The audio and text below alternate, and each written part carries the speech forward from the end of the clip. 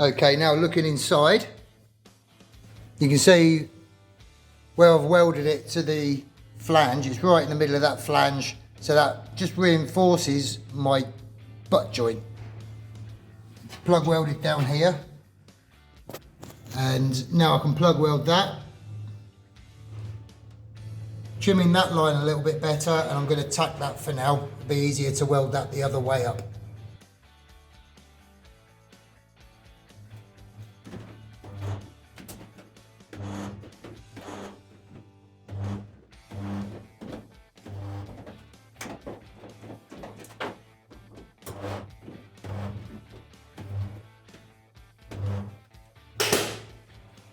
Those spot welds look a little bit random, which they are, but they're in the same positions as the originals.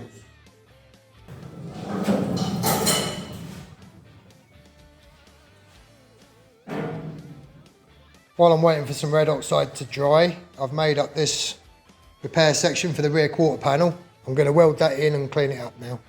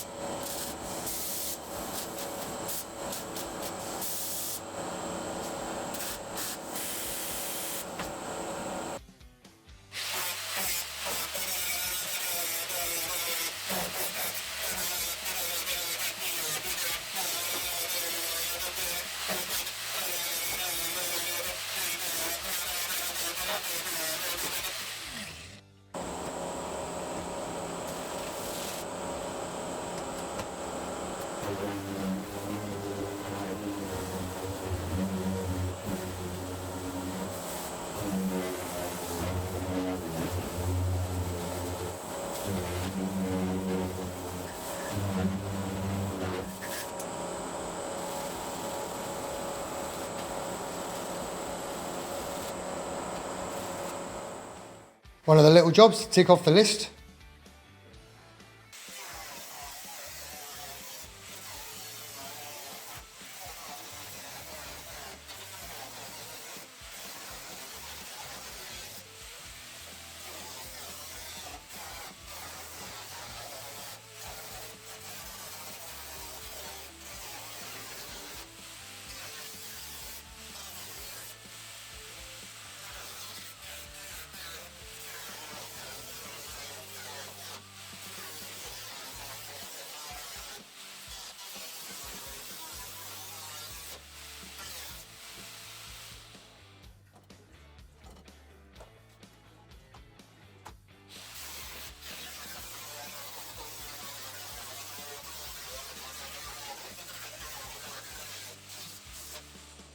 So now the roof's off, I can see how bad it really is. There's a few issues. The rear cant rail isn't terrible, but there's a funky dent just here which I can reshape, that's no problem. The rear roof gutter that the roof attaches to is pretty rough. There's even a couple of little rust holes in the rear pillar there. So fortunately, I've got this section left over from a previous project. I can fit that and that will sort that job out. On the front, the roof gutter is fine, but the inner cant rail is really battered. It's completely out of shape. So from another previous project, I've got that bit left over, which is a new cant rail. I'll fit that.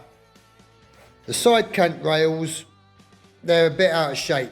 The headliner is supposed to sit on top of this lip here, but it falls through because either the car is too wide or it's just that the cant rails are that far out of shape.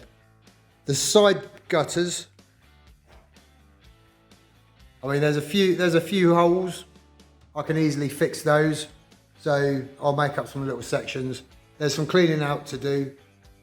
There's still some brazing in there that I need to grind out. But I don't think it's going to be too much of an issue. And I'll make sure the headliner fits before I fit the new roof skin. I've got some spare opening rear quarter lights. I'll check them in the apertures, make sure that they're okay. I know that the top of the door apertures aren't quite right. So the first thing I'm going to do is fit the doors, get the door aperture in the right place, and check the width of the car. Right, I've got this side quite nice now. This line was bowed down quite low. It was touching the door frame. So I've managed to move it up 1/4 inch. It was actually really simple. I put a piece of wood in there, belted it with a mallet. It went straight up to the right place, which also moved the inner cant rail. Remember I said that the head lining fell through? Well, that moved over. I've measured the width of the top. You can see that arrow just there. Measuring that point side to side is the same as the other Mark II that I got in here, but the cant rail was too wide apart just because it was distorted. The quarter window aperture was just a little bit too low, not very much, but that now fits. So this side's about done, other than a few rust hole repairs. So I'll straighten up the other side and then do those rust repairs.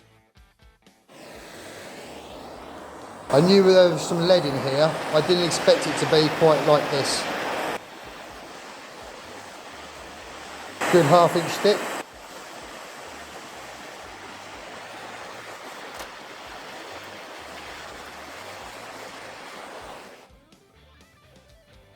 I'll address that later.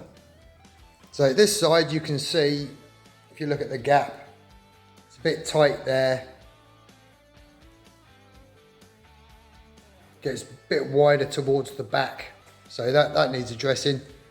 And you look at the chrome to the aperture. Just here it's about right. Then it gets tight. And then just here it's about right. So this point wants to go up. This point needs to go up, and also you can see it's quite ripply. So it needs straightening. It's the wrong angle.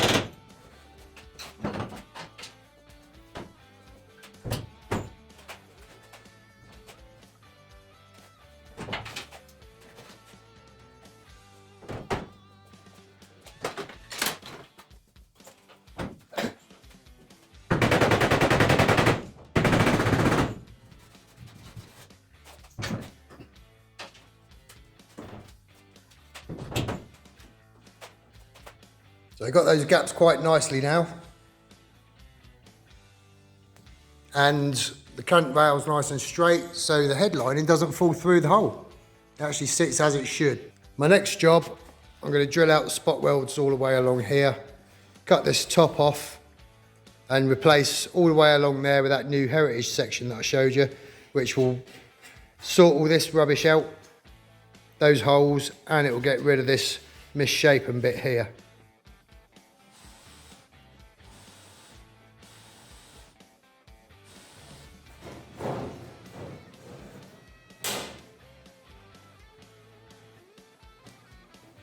Now you can see on that rear cant rail where the damage is, it's not terrible, so I can straighten that out, give it a really good clean up, and then I'll find the correct position for the new section, and I'll cut it in up there so that we save as much as possible of the original.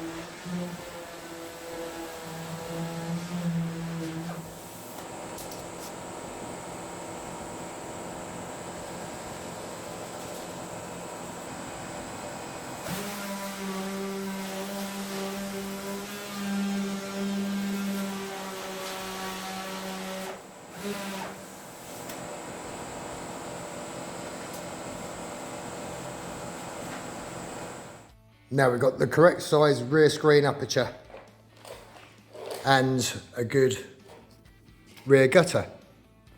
I had to put them in because they're not on the latest pressings. This is just here holding the aperture the right size at the moment, because that was wanting to just spring up about 1/8 of an inch.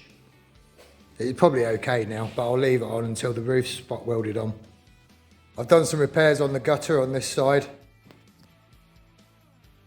I had to put a new piece of metal in just there, a little bit there, and a little bit there. That's not too bad now. But the front cant rail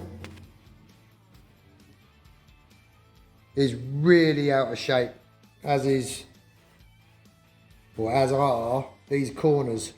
So I've got another cant rail that I'm going to fit, and I'm going to have to reshape these corners and this corner on the outside.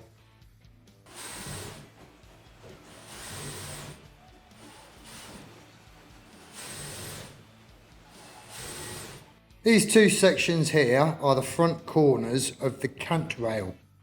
One goes on each end of the front cant rail and transitions into the side cant rail. I've removed them from the car, and one of them I've reshaped. Obviously that one. Where I've drilled the spot welds out and ground off some brazing, I've still got to repair that, but the other one needs reshaping. This is the new cant rail, and it fits on the end just like that. And in the car, that's where it fits. And lines back up with the original spot welds.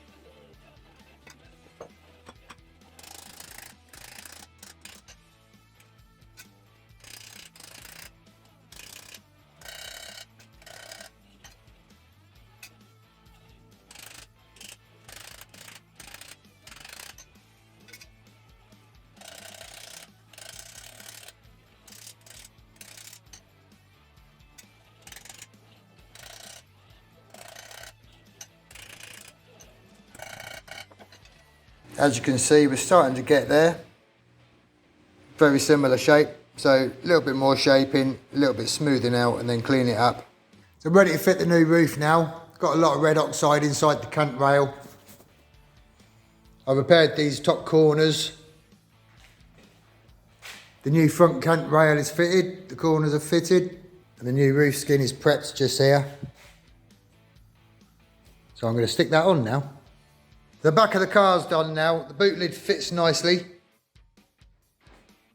I had to do a little bit of work at the top to reshape the boot lid just slightly where it didn't fit. The bottom of the rear panel's welded in and spot welded. So it's time to finish off the front end now. I've just welded up the extra holes in the scuttle. I need to drill the washer jet hole still.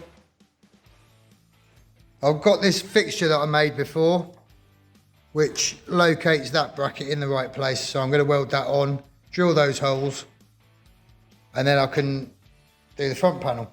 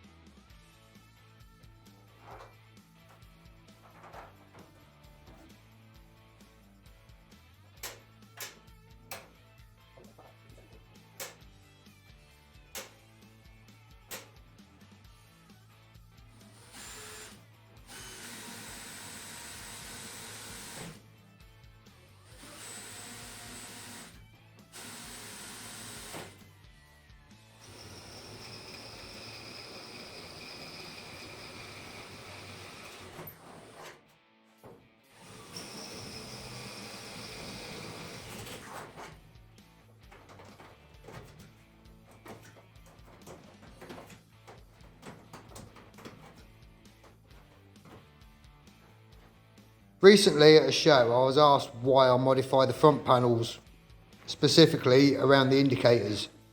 If you can see, the platform that the indicator sits on is larger than the indicator. If I put that in the other side, which I've already modified, you can see that it's the same size. This is how they should look on an early car. Simple as that, really.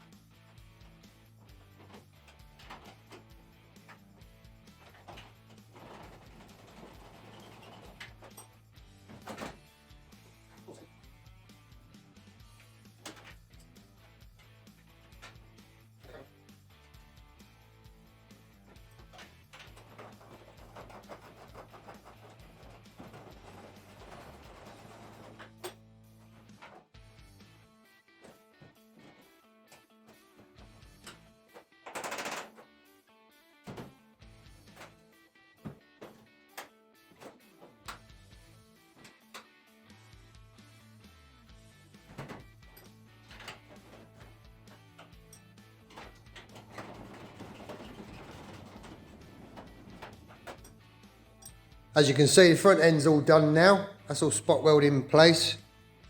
So I've popped the doors back on, just so I can double check the frame alignment, make sure the lines line up. I'm going to take the skins off now.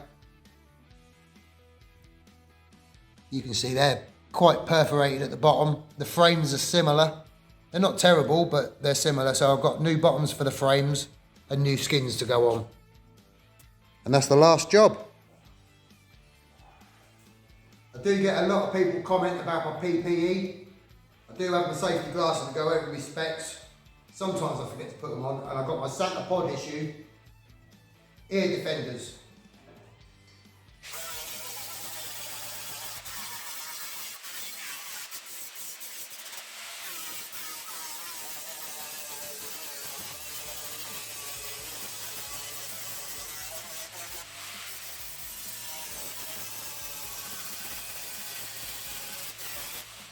Let's see what we got.